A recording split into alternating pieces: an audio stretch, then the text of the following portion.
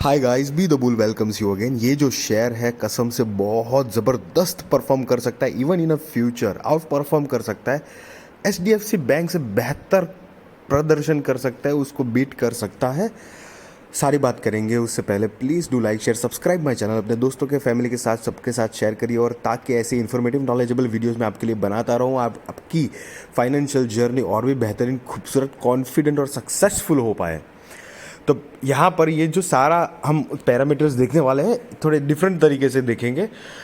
Company में जो holdings है वो F I I D I S government public की, लाइक अकॉर्डिंग 44.77, 44.55, 0.24 एंड 10.44% है।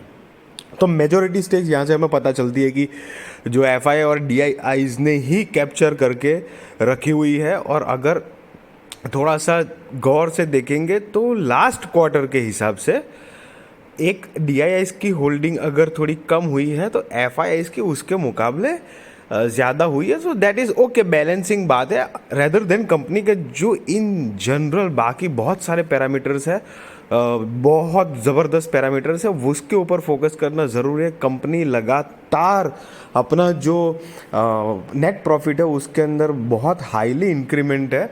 तो कंपनी की कैश एंड कैश बैलेंस से पता चलेगा कि 33,000 का कैश था कंपनी के पास 5 साल पहले, जो अभी हो चुका है 60,000 करोड़ के आसपास। और कंपनी की अगर टोटल असेट की बात करेंगे तो 5 साल पहले जो था वो 8,80,000 करोड़ के आसपास था, जो अभी बढ़कर हो चुकी है 14,11,297 करोड़ की टोटल असेट है गाइज।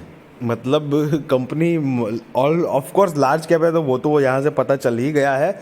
मार्केट लीडर नहीं है लेकिन बहुत ज़बरदस्त मार्केट लीडर बनने की पूरी काबिलियत है, ये पूरी औकात है। रिजर्व एंड सरप्लस की बात करेंगे तो 1,68,855 करोड़ का ट्रेलिंग 12 मंथ्स का रिजर्व है। 5 साल पहले जो था वो 1,03,867 करोड़ के आसपास का रिजर्व था टोटल। तो टोटल रिजर्व्स एंड सरप्लस से भी ये पता चल रहा है कि कंपनी जो बहुत आउटस्टैंडिंग अपना बिजनेस कर रही है। रेवेन्यू की बात करेंगे तो 2015 में करीब 2016 में करीब 59,294 करोड़ था, जो अभी बढ़कर ट्रेलिंग 12 मंथ्स में हो चुका है 1,04,323 करोड़ के आसपास का हो चुका है।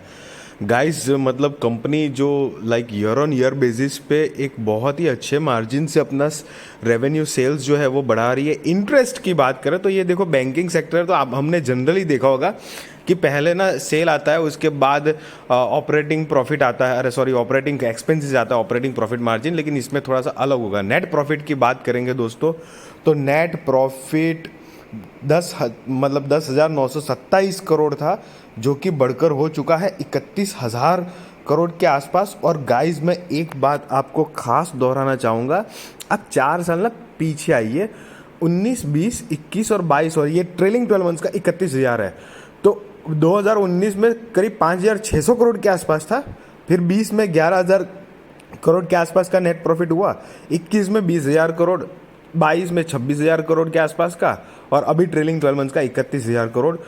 जस्ट जंप देखिए नेट प्रॉफिट में, बाउंस जो कंपनी ने लगातार दिया। और ख़ास तौर पे ये जो बीच का 1-2 साल का तो पीरियड जो था ना, वो तो कोरोना का था।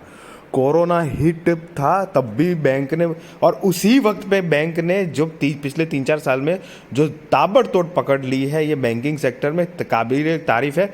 इनफैक्ट आप अगर पीछे जाएंगे ना थोड़ा, तो ये देखो 2015 में 10,927 करोड़ का जो नेट प्रॉफिट दिख रहा है ना, और पीछे जाएंगे 2014 में तो जो 942 दिख रहा है ना, तो वो एक्चुअली 12,942 करोड़ है। तो कम होकर 10,000, फिर 11,000, फिर कम होकर 9,000, फिर कम होकर 5,600 हो गया था।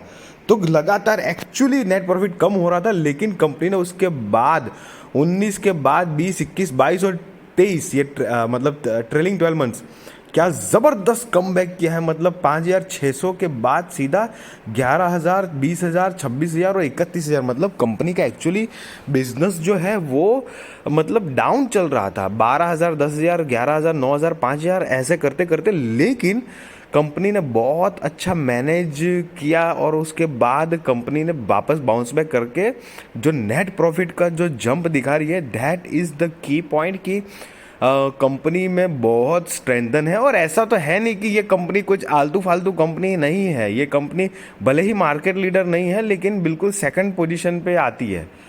कंपनी की मार्केट कैपिटल 6,43,000 करोड़ रुपए का है, फेस वैल्यू 2 का है। मतलब अगर इन फ्यूचर कंपनी स्प्लिट लाती है तो डेफिनेटली उसका कंपाउंडिंग का जो फ़ायदा एक्चुअली जो होता है, नंबर ऑफ शेयर्स हमारे बढ़ जाते हैं उस हिसाब से। तो वो अगर अच्छी कंपनी है तो डेफिनेटली उसके शेयर की प्राइस, बिजनेस अच्छा रहेगा तो शेयर की प्राइस भी बढ़ेगी। तो उस हिसाब से वो स्प्लिट और बोनस का फ़ायदा बहुत ज़बरदस्त होता है एक्चुअली इन्वेस्टर्स को। लेकिन वो अगर लंबे तक रुके हुए तो यहाँ से हमको पता चल कंपनी एकदम ताबड़तोड़ लार्ज कैप कंपनी ही है, कोई उसमें सोचने की बात नहीं है। अब यहाँ पर ये जो गाइस, ये जो पॉइंट मैं आपको काउंट करा रहा हूँ ना, बहुत ज़्यादा नोटिसेबल पॉइंट है। प्लीज़ इसको ध्यान में रखिएगा। बैंकिंग सेक्टर में एनपीएज एंड प्रोविजंस जो होते हैं वो बहुत इंपॉर्टेंट चीज़ होती है, क्योंकि क्या है, कंपनी बिजनेस करती है, इंटरेस्ट देती है, दूसरे अदर एक्सपेंसेस होते हैं, बहुत सारी ऐसी चीज़ होती है जहाँ से प्रॉफिट जनरेट कर पाती है। लेकिन ये जो दूसरा एक पार्ट होता है एनपीएज, इसको कहते हैं नॉन परफॉर्मिंग असेट बोलते हैं। तो एक तरह से ऐसा समझ लो आप कि मैंने किसी को पैसा उधार दिया है, तो ऐसे मानो थोड़ा करके 10 जगह पे दिया है, या कहीं 10 जगह पे मैंने लोगों के कहीं पर इन्वेस्ट किया हुआ है बैंक ने पर्सनली, लेकिन वहाँ से ना तो कुछ रिटर्न आ रहा है ना तो कुछ हो रहा है। तो वो बोल जाते हैं कि नॉन परफॉर्मिंग असेट। या तो फिर कहीं पे किसी को उधार दिए हुए पैसे, तो उनका ना ब्याज आ रहा है ना कैपिटल आ रही है।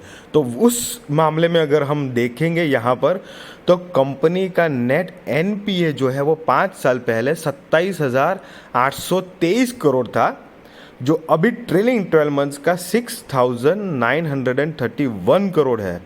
गाइस, मैं आपको दोहराना चाहूँगा, किसी भी बैंक का, किसी भी मतलब प्राइवेट सेक्टर बैंक हो या गवर्नमेंट बैंक हो, कोई भी हो, बैंकिंग सेक्टर में एनपीएज आपके कम कर रही है bank, it means a very nice big green signal के कंपनी अपने not only the revenue and profit and loss, but totality में कंपनी इंडिविजुअल बेस पे कंपनी के लार्जर और फ्यूचरिस्टिक ग्रोथ के मामले में बहुत ही साउंड तरीके से ऑर्गेनाइज्ड और ऑपरेट कर रही है।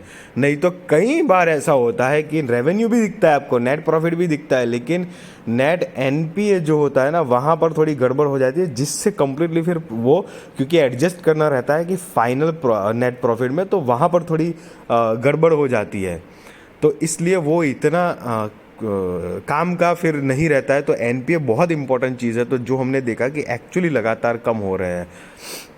तो अगर अब ये कंपेयर करेंगे हम, ये बैंक है ICIC bank, HDFC bank, Kotak bank और एक्सिस बैंक, ये 4 बैंक को हमने जब कंपेयर किया तो सबसे पहले ऊपर की जो सबसे ज़बरदस्त परफॉर्म किए पिछले 5 साल में, तो रिटर्न मतलब निवेशकों को दिया हुआ है, तो आईसीआईसीआई बैंक ने सबसे ज़्यादा रिटर्न दिया है। उसके बाद सेकंड पे आती है कोटक, जो कि येलो कलर की है, ब्लू जो है वो एचडीएफसी बैंक है उसके नीचे, और लास्ट जो है एक्सिस बैंक है, जो कि एकदम लाइट पिंक कलर की है।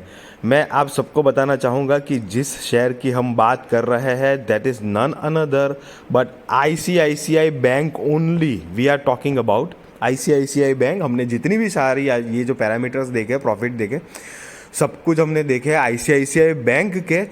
और ये मैंने खास तौर पे आपके लिए इसीलिए कंपेयर किया है क्योंकि एचडीएफसी, देखो आप सबको पता है एचडीएफसी बैंक मतलब टॉप की प्राइवेट बैंक है, मतलब उसमें कोई सोचने वाली बात ही नहीं है। सेकंड लेवल पे आती है ये आईसीआईसीआई बैंक, कोटक बैंक, ये मतलब एक अलग तरीके से मार्केट कैपिटलाइजेशन में कॉम्पिटिशन चलती है उनकी। तो ये आईसीआईसीआई बैंक ने पिछले 5 साल में, आप जस्ट परफॉर्मेंस बेस पे जो डिफरेंस और डिस्टेंस जो है वो देखिए एक बार है, not only the share prices. हमने तो मोस्ट की पॉइंट, 2 की पॉइंट था, जो एनपीए लगातार बहुत अच्छे मार्जिन से इनफैक्ट कम हो रहे हैं।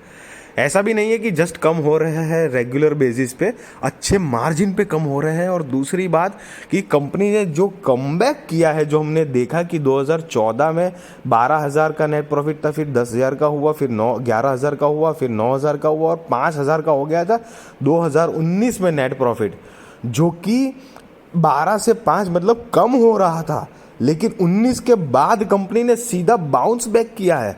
9 के बाद सीधा मतलब 10, 20 और ये अभी ट्रेलिंग 12 मंथ्स का 31,000 करोड़ के आसपास का बाउंस बैक मारा है। तो ये भी एक बहुत की पॉइंट है, साउंड जो हमको या फ्यूचरिस्टिक वे में हमको ध्यान में रखने लायक बात है। देखो guys, I am not giving you any buy और सेल रिकमेंडेशन, डेफिनेटली वो आप अपने रिस्क रिसर्च और फाइनेंशियल एडवाइजर को पूछकर ही करना। But if you are looking some nice bank stocks rather than HDFC, मतलब HDFC तो डेफिनेटली, कोटक भी बहुत अच्छा ही शेयर है, लेकिन उसके अलावा कोई अच्छा सा पोटेंशियल स्टॉक ढूंढ रहे तो डेफिनेटली ये स्टॉक मैं आपको क्या कहते हैं अपना ओपिनियन बता रहा हूँ। आई am not giving you guys, again I am telling you, कोई मैं बाय और सेल रिकमेंडेशन यहाँ पर नहीं दे रहा हूँ आपको। सारी जो इन्फॉर्मेशन शेयर कर रहा हूँ इसलिए ताकि आपका कॉन्फिडेंस बढ़े, आप बूस्ट हो पाओ, आपको लगे कि हाँ ये कौन से शेयर में कितना पोटेंशियल है, इन्वेस्टमेंट करना है तो आपको एक और सपोर्टिव साइड मिले, या नहीं भी करना है तो उस हिसाब से भी सपोर्टिव साइड मिले, जो कि पैरामीटर से हमने देखा हुआ है।